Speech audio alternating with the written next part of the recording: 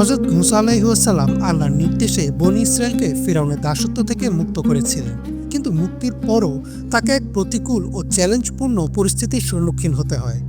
বনী Israel বারবার অবাধ্যতা প্রকাশ করে, আল্লাহর নির্দেশ লঙ্ঘন করে এবং হযরত মুসা আলাইহিস সালামের প্রতি অবিশ্বাস দেখায়। কোরআনে এই ঘটনাগুলো বিস্তারিতভাবে বর্ণিত রয়েছে। আল্লাহর নির্দেশে হযরত মুসা আলাইহিস সালাম বনী ইসরায়েলকে মিশর থেকে বের করে নিয়ে যান। ফিরআউন তার বিশাল সৈন্যবাহিনী নিয়ে তাদের পেছনে ধাওয়া করে। যখন বনী ইসরায়েল লোহিত সাগরের তীরে এসে পৌঁছায়, তারা ভয় পেয়ে যায়, কিন্তু আল্লাহ হযরত মুসা আলাইহিস সালামকে নির্দেশ দেন হাতের লাঠি দিয়ে সাগরে আঘাত করতে। এরপর সমুদ্র বিভক্ত হয়ে বিশাল পথ তৈরি হয়। সেখানে পানি পর্বতের মতো দুই পাশে দাঁড়িয়ে থাকে। বনী ইসরায়েল নিরাপদে সমুদ্র পার হয়, কিন্তু ফিরআউন ও তার সৈন্যরা যখন সেই পথে প্রবেশ করে, তখন আল্লাহ তাদের পানিতে নিমজ্জিত করে ধ্বংস করেন। মিশর থেকে মুক্তির পর বনী ইসরায়েল দীর্ঘদিন সিনাই মরুভূমিতে অবস্থান করে, কিন্তু তারা ধৈর্য হারিয়ে ফেলে এবং নানান ধরনের অভিযোগ করতে থাকে। তারা পানির সংকটে পড়লে আল্লাহ হযরত মুসা আলাইহিস সালামকে নির্দেশ দেন, তুমি তোমার লাঠি দিয়ে পাথরে আঘাত করো। ফলে তা থেকে 12টি প্রস্রবণ প্রবাহিত হলো। আল্লাহ তাদের জন্য মান্না ও সালওয়া প্রেরণ করেন, কিন্তু তারা একঘেয়ে হয়ে পড়ে এবং মিশরের শাকসবজির জন্য অভিযোগ জানায়। তাদের এই কৃতজ্ঞতাহীনতা আল্লাহর প্রতি তাদের দুর্বল বিশ্বাসের পরিচয় বহন করে। হযরত মুসা আলাইহিস সালাম আল্লাহর সাথে কথা বলার জন্য 40 দিন সিনাই পর্বতে অবস্থান করেন এবং সেখানে তিনি তাওরাত লাভ করেন।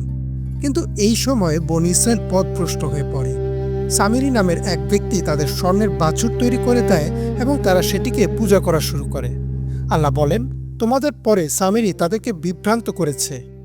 হযরত মুসা আলাইহিস সালাম ফিরে এসে তাদের এই শিরকের জন্য কঠোর শাস্তি দেন এবং তাদেরকে একমাত্র আল্লাহর ইবাদতের দিকে ফিরিয়ে আনেন। আল্লাহ বনী ইসরায়েলকে ফিলিস্তিনের পবিত্র ভূমিতে প্রবেশের নির্দেশ দেন, কিন্তু তারা ভীত হয়ে পড়ে এবং সেখানে প্রবেশ করতে অস্বীকৃতি জানায়। তারা বলে, হে মুসা, আমরা কখনোই সেখানে প্রবেশ করব না যতক্ষণ না তারা সেখান থেকে বেরিয়ে যায়।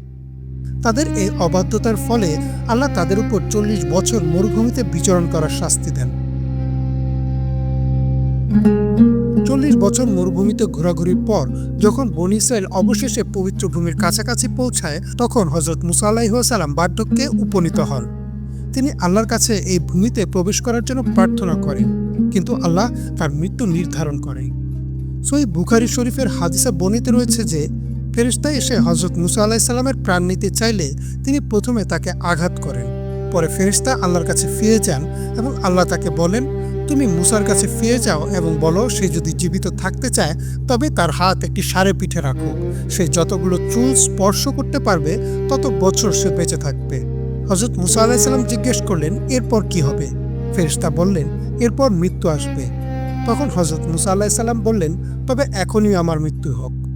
তিনি ফিলিস্তিনের পবিত্র ভূমির সন্নিকটে মৃত্যুবরণ করেন, কিন্তু সেই ভূমিতে প্রবেশ করতে পারেননি। হযরত মুসা আলাইহিস সালামের জীবন আমাদের জন্য এক মহান শিক্ষা। তিনি একজন সত্যিকারের নেতা, যিনি আল্লাহর নির্দেশে বনী ইসরায়েলকে মুক্তি দিয়েছিলেন, কিন্তু তাদের অবাধ্যতার কারণে তিনি অসংখ্য পরীক্ষার সম্মুখীন হন। তার ধৈর্য, দৃঢ়তা ও আল্লাহর প্রতি অগাধ বিশ্বাস আমাদের জন্য এক অনুকরণীয় দৃষ্টান্ত।